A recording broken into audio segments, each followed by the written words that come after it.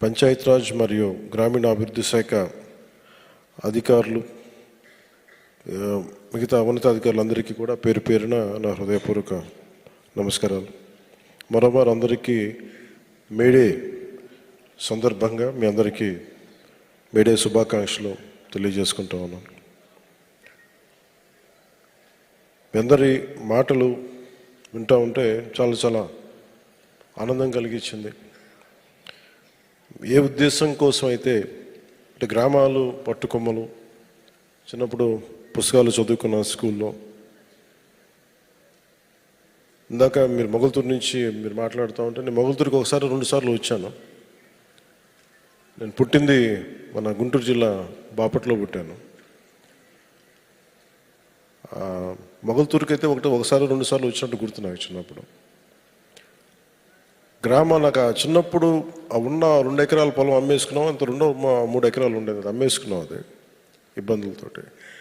So నాకు ఎందుకు పల్లెటూళ్ళ మీద చాలా విపరీతమైన మమకారం, నాకు మామూలు ఇష్టం కాదు. నాకు గ్రామాలు బాగుండాలని నిరంతరం ఆకాంక్షించేవాడిని. అందుకే నేను ఒక 8 ఎకరాలు ఎప్పుడు ఒక పొలం కొనుక్కున్నాను చాలా సంవత్సరాల క్రితం, దాదాపు ఒక 25 సంవత్సరాల క్రితం అనుకుంటాను. సో దాంట్లో ఇప్పుడు నేను మీకు మూగ జీవాలకి నీటి సౌకర్యాలు కానీ, లేదంటే ఇవన్నీ ఎక్కడి నుంచి వచ్చినాయి, లేదంటే మీ శ్రమని గుర్తించడానికి ఎందుకు ఆ మనసు ఉంది అంటే, నాకు ఆ శ్రమ విలువ తెలిసిన వాడిని. అంటే కండ కరిగించేవాళ్ళే కనుక లేకపోతే, రక్తం ధారబోసేవాడు లేకపోతే, ఎత్తైన కట్టడాలు ఎన్నైనా కట్టలేం, పచ్చదనం ఉండదు, హరితహారాలు చేయలేం, లేదంటే గ్రీన్ రెవల్యూషన్స్ రావు. అందుకని ఎవరైతే శ్రమ పడతారో వారికి ముందస్తుగా ఇవ్వాల్సింది కూలీ అనే పదం కంటే కూడా వారిని శ్రామికుడు, ఈ దేశాన్ని నిర్మించే శ్రామికులు వీళ్ళు. అందుకని మొన్న మీటింగ్లో కూడా ప్రత్యేకించి ఈ రోజు నుంచి ముఖ్యంగా మీడియా వారికి కూడా విత్ ఇన్ డిపార్ట్మెంట్ మేమందరం చేస్తాం. ఈ కార్మిక దినోత్సవం సందర్భంగా మీరు ఉపాధి కూలీలు కాదు, మీరందరూ దేశ నిర్మాణంలో చెమటోడ్చి దేశం నిర్మాణం చేసే శ్రామికులు. అందువల్ల ఈ రోజు నుండి మిమ్మల్ని ఉపాధి శ్రామికులుగానే పిలుస్తాం. ఆ గౌరవం ఇవ్వాల్సిన అవసరం మా అందరి మీద ఉంది.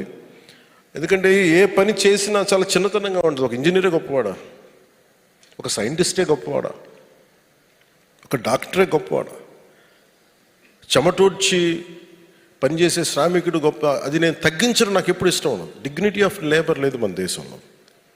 ఆ డిగ్నిటీ ఆఫ్ లేబర్ని మేము అంటే నేను ఎందుకు దీనికి ఇంత తపన పడతానంటే, నాకు చిన్నప్పుడు నేను రెగ్యులర్ చదువులు చదువుకోలేదు కాబట్టి ఏ ఉద్యోగంకి వెళ్ళాలో తెలిసేది కాదు. ఒక 19-21 వయసు. నేను అడిగింది మా ఇంట్లో, మీరు ఏదన్నా నన్ను బయటికన్నా వదిలేయండి, నన్ను ఇంట్లో ఎట్లా ఉండంటే ఇట్లాగే గాజు బొమ్మలో పెంచేవాళ్ళు. నేను వెళ్ళి పని చేస్తాను, నన్ను వదిలేసేయండి అంటే, నా పని అన్నా ఇవ్వండి, లేదంటే నేను ఏదైనా పని నేను ఏదో నన్ను వదిలేసేయండి, లేదంటే మీరు నాకు పని అన్న అప్పచెప్పండి అంటే వాళ్ళు ఇబ్బంది పడుతున్నా. మా ఇంట్లో ఒకటి వచ్చింది నా మనసులో. బెంగళూరుకి వెళ్ళి ఒక చిన్నపాటి నర్సరీలో మీరు ఏ విధమైన పని చేస్తున్నా ఆ పని చేయడానికి సిద్ధపడి నేను వెళ్ళిపోతుంటే మళ్ళీ ఫైనల్గా ఆపి నన్ను మళ్ళీ ఇక్కడ తీసుకొచ్చాను.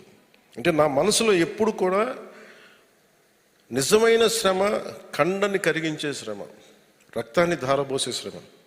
సో మీరే లేకపోతే ఈ రాష్ట్ర నిర్మాణం కానీ ఈ దేశ నిర్మాణం కానీ ఉండదు. అందుకని మీకు ఇవ్వడానికి నిజంగా నేను చాలా అదృష్టంగా భావిస్తున్నాను. పంచాయతీరాజ్ శాఖ తీసుకున్నాను అంటే దీని వెనక ఓట్లు కానీ, దీని వెనక ఇంకో ఎన్నికలు కానీ లేదు. ఏ నిర్ణయం తీసుకున్నా మనం దేవుడి దీవెనల కొద్దీ, అందరి సహకారం కొద్దీ ఈ రోజున చాలా ప్రభుత్వాన్ని నడిపే స్థితిలో ఉన్నాం. ఈ 5 సంవత్సరాల కాలంలో ఎంత బాగా చేయగలం, మీకు ఎవరు తీర్చినంతగా ఎంత శ్రమ పడగలి, ఎంత దగ్గరికి రాగలం, మీ సమయాన్ని అంటే మీ కష్టాన్ని ఇంతన్నా తీయగలగాలి. అంతే తప్ప వేరే ఆలోచన లేదు. ఇది వేస్తే ఓట్లు వస్తాయి, ఇవి చేయకపోతే ఓట్లు రావా, అసలు ఆలోచించట్లా. మీకు ఎంత మూగ జీవాలకి ఎందుకు చేయగలిగి, మీరు అనంతపురం నుంచి మీరు మాట్లాడుతూ ఉంటే మూగ జీవాలకి అవి ఓట్లు ఇవ్వవు మనకి, దానివల్ల ఓట్లు రావు మనకి.